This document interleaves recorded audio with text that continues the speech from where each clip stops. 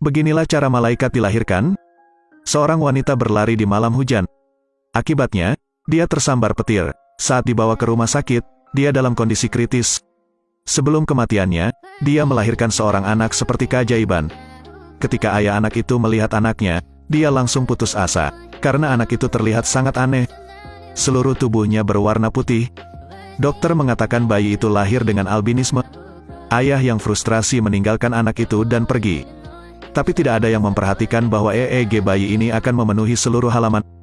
Itu artinya IQ anak jauh lebih tinggi dari orang biasa. Bocah itu kemudian diasuh oleh kakeknya. Karena penampilannya yang aneh, dia dikurung di ruang bawah tanah dan hidup selama 18 tahun. Hingga suatu hari, kakek meninggal dunia karena sakit. Polisi Doug membawa psikolog Jesse ke rumah ini. Tetapi mereka juga mendengar bahwa bocah itu tidak melihat matahari selama 18 tahun. Diduga ia telah menjadi manusia liar. Keduanya berjalan ke ruang bawah tanah, dan akhirnya menemukannya di sudut. Ketika bocah itu keluar dari kegelapan, dua lainnya tercengang. Anak laki-laki dengan kulit putih dan mata merah muda. Anak laki-laki itu mengatakan namanya Jeremy. Jesse mengetahui bahwa Jeremy sangat fasih berbicara. Tindakannya tidak seperti orang yang tidak berpendidikan. Jesse melihat buku di dinding lagi, lalu mengambil buku dengan isi kering dan berkata, "Apakah buku ini juga kamu baca?" Jeremy tidak menjawab tetapi hanya menyuruhnya untuk memilih satu halaman. Kemudian ahli itu pun berkata, "Halaman 261, segera Jeremy bisa membacakan isinya." Jesse kagum, tidak hanya tidak melewatkan sepatah kata pun, tetapi juga sangat fasih. Yang lebih menakutkan adalah ada ribuan buku di ruang bawah tanah ini. Jeremy bilang dia tahu semuanya. Jesse menyadari bocah ini pasti jenius, tapi dia tidak menyangka itu hanya salah satu dari kemampuannya.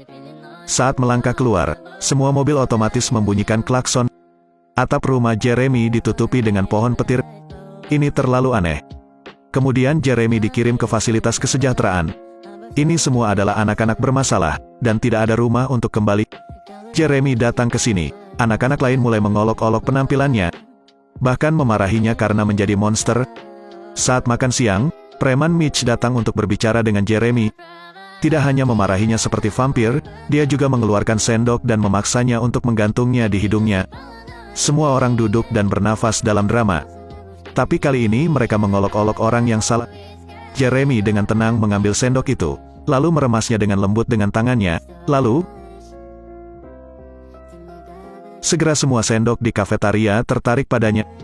Adegan itu mengejutkan semua orang. Ini adalah kemampuan kedua Jeremy, mengendalikan medan magnet benda. Kemudian mereka membawanya untuk diperiksa. Tapi tidak ada yang luar biasa. Jesse tidak ingin kehilangan bakatnya, jadi dia mencarikan Jeremy sebuah sekolah. Dia bahkan memberinya kacamata dan berharap dia bisa mengenyam pendidikan. Namun di hari pertama sekolah, sesuatu yang tidak terduga terjadi. Selama kelas, dia hampir tidak tahan lagi. Tangan kirinya mencengkeram sudut meja, pulpen di sebelahnya juga berputar otomatis. Ternyata guru John sedang melakukan percobaan listrik, dan dia menghasilkan reaksi. Emosi Jeremy menjadi lebih intens, arusnya meningkat. Tiba-tiba, arus listrik menusuk jantung Jeremy. Sebaliknya, dia juga menyedot semua arus listrik itu ke dalam tubuhnya. Gelombang listrik kedua juga menyala, Jeremy terbang ke udara, arus membawanya dari tanah. Ternyata ini hanyalah salah satu kemampuannya. Adegan ini mengubah John sepenuhnya. Untungnya, John memotong kabel listrik tepat waktu dan menghancurkan peralatan percobaan.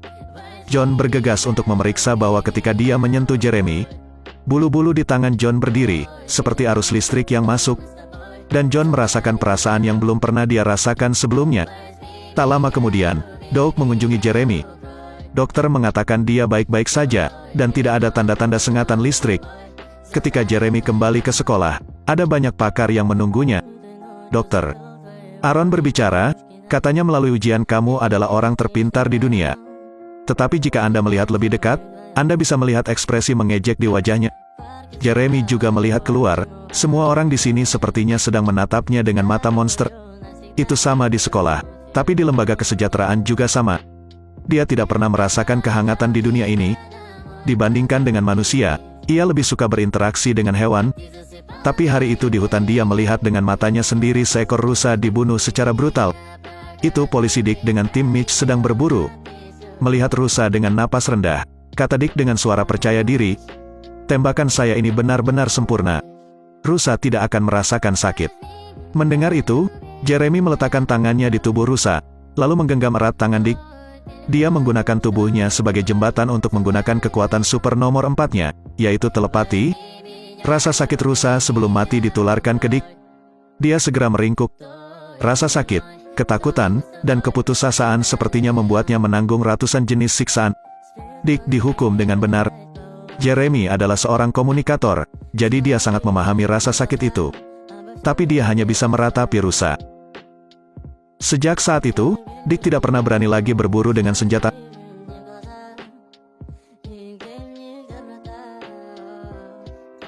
Doug, setelah mengetahui ceritanya, pergi ke Jeremy untuk meminta bantuannya. Ternyata istrinya sudah terbaring di tempat tidur selama bertahun-tahun, tidak bisa bergerak. Tapi dia menunjukkan ekspresi yang sangat sedih. Dia ingin tahu apa yang ada di dalam hatinya. Jeremy duduk di tepi tempat tidur dan dengan lembut meletakkan tangannya di dahinya dan merasakan setiap kata di dalam hatinya. Kemudian dia memberitahu Doug bahwa satu-satunya hal yang tidak bisa dia lepaskan adalah dia dan anak-anak. Dalam beberapa tahun terakhir, hubungan ayah dan anak menjadi sangat buruk. Dia berharap keduanya bisa akur dan tidak kesepian lagi. Dengan begitu dia bisa beristirahat dengan tenang. Doug menangis dan setuju. Beberapa saat kemudian, istrinya meninggal di pelukannya. Putranya kembali ke rumah setelah mendengar berita itu, melihat mata ayahnya berair. Dia mengerti segalanya. Dia memanggil ayah, yang sudah lama tidak pernah dia panggil. Keduanya saling berpelukan dengan erat. Jeremy melihat pemandangan hangat di lantai bawah, sangat mengagumi hatinya. Di mana kehangatanmu? Namun keesokan harinya, seorang gadis berinisiatif untuk berbicara dengannya. Dia satu-satunya yang tidak mendiskriminasi Jeremy. Ternyata kelembutan selalu ada di sisinya. Ini adalah kencan pertama Jeremy. Tapi caramu memegang tangan Lindsay sangat spesial. Dia menyuruhnya untuk mengangkat tangannya, dan aku hanya menyentuhnya dengan ringan. Tiba-tiba Lindsay merasakan arus listrik mengaliri tubuhnya. Ternyata karena kemampuan khusus Jeremy, komunikasi psikis. Pada saat ini, mereka dapat mengetahui apa yang dipikirkan pikiran orang lain. Dua orang seperti dua orang kepercayaan mulai saling menceritakan perasaan mereka.